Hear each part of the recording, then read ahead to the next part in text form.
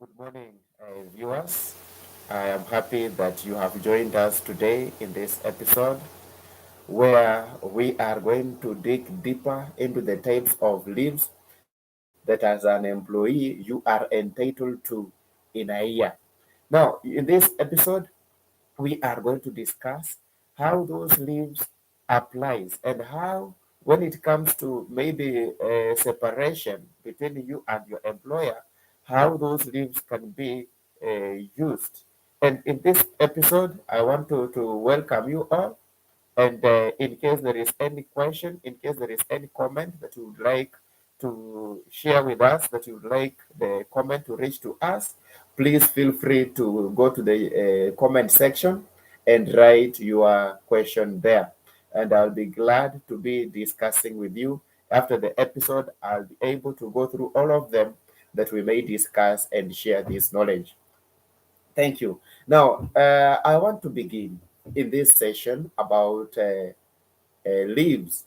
Now, I want to begin with the first type of leave that an employee is entitled to, and that is the annual leave. Now, the annual leave, just like the word annual, it means yearly. According to Labor and Employment Act, an employee is entitled to a minimum of 21 days, a minimum of 21 days of uninterruptible leave, so that the employee might go and have rest. So this means that if your year begins in January, when you reach November, you'll have worked for 11 months.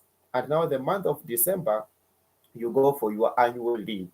Though depending with the nature of work, you may discuss with your employer that you break this annual leave into portions. Maybe you take 1 week early in the year, the second week of your leave, mid at the middle of the year, and finally you take your final bit at the end of the year. That will be all dependent on the agreement between the employer and the employee. Now, I want to help you also understand how those 21 days, the minimum of 21 days, is computed. However, uh, different companies have different number of days. There are those that do 21 days as per the law. There are those that do 30 days. And there are those even in government that do 45 days. Now, if the company is doing 21 days, it is assumed that every month that you work with the employer, every completed month that you work with your employer, you earn 1.75 days. So leave is earned. It is not an automatic thing. You work, then you earn. So every month that you work with your employer, you earn 1.75 days. So when you multiply 1.75 days times 12 months in a year, you arrive at 21 days. For those that do 30 days, this means that every month, every completed month that you work with your employer, you earn 2.5 days. 2.5 days. So when you take the 2.5 days that you earn every month and you prorate it with the 12 months in a year, it gives you 30 days. So therefore, that is how your leave is calculated. And now, when it comes to you have taken a few days, the HR in your organization will give you a form where you'll apply the number of days that you want to take at a specific time, and now minus from the total that you have in a year, so that at the end of the year, you know how many days are remaining that you can take at the end of the year. Now, in the second category of leaves in this episode, I would like to talk about uh, maternity leave. Maternity leave. This is a type of leave that is given to ladies, the women gender in an organization. And these are the days that these women get when they are going to deliver. It is the time they need to go and take care of their child before they resume work. So every expectant woman who is employed, when he or she when she goes for to deliver, she applies what we call maternity leaves. And as per the Employment Act, it is 90 days or literally 3 months.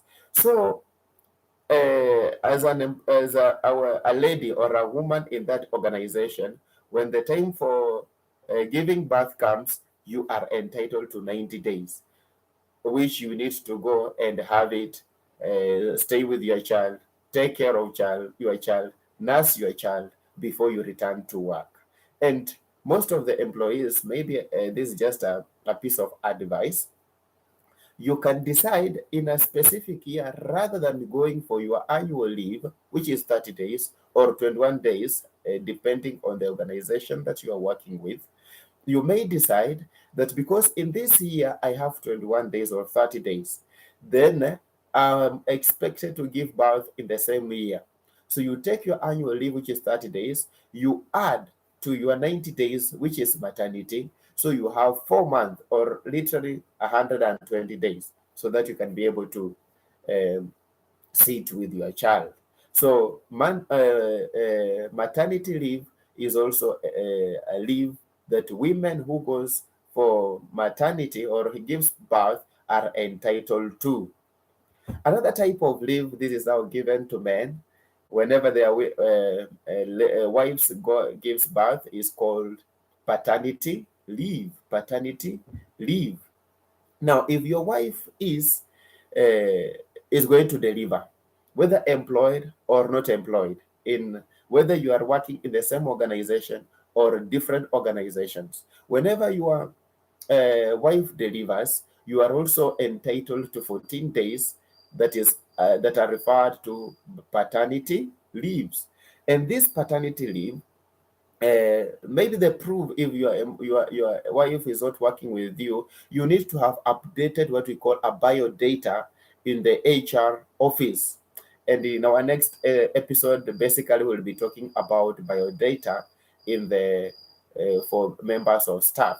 So you must have updated the biodata, showing that you are married, and number two, you have a certain wife, the specific name of the wife. Maybe you have issued the marriage certificate, or if it's just an affidavit from the lawyer, or if it is customary, just something to show that you are married. So when your wife delivers, you apply for what we call a paternity leave. And this paternity leave is usually 14 days. So men as well, we do have leaves that we go when our wives gives birth. So basically, viewers, you have 14 days as a man when your wife gives birth, so that you can also go and bond with your child, and as well support that wife, support that you woman that you have employed, that you have married, so that she may heal well at the time when she just gave birth. So basically, you will understand that all these types of leaves you are supposed to organize with your employer, because sometimes you might want to go for this leave, and at that particular time there is a lot of workload which may necessitate that you postpone and go later, except for maternity, which is just automatic, because once you give birth you need to heal and as well take care of the child for the 3 month. But for the rest, like the annual, like the paternity leave, you might organize with your employer. Now, another one that you might go is what we call a sick leave. Sick leave. Whenever you as an employee, you are sick, you've gone to the hospital to somebody who is licensed, because you cannot go to uh, a herbalist and come and say that you are sick. There is no proof. According to the law, it must be a licensed practitioner. Then this means basically you are going to a hospital, and the hospital have decided that according to the condition that you are in, you need to have at least rest. So that rest is determined by the medical practitioner. So when you are coming back to work, you must come with that sick sheet from the medical practitioner. So that sick sheet is what will initiate this type of leave. However, it has a specific number of days. It doesn't mean that the practitioner will give you 6 months, then you are away, and that is all. No, it has specifics, and in this case, within that duration that the medical officer has given you is when you will be away. If you don't have that sick sheet, the employer will treat it as an absent and absconding of duties, and you might find yourself kicked out of that organization because on the grounds of absconding duty or being absent. So viewers, those are basically just a few, but to mention the types of leaves that an employee is entitled to. Remember, these types of leave that we have discussed, the annual leave, the paternity leave, and the maternal leave, they are your rights. And basically, since they are your rights, it doesn't mean that you go anytime that you want.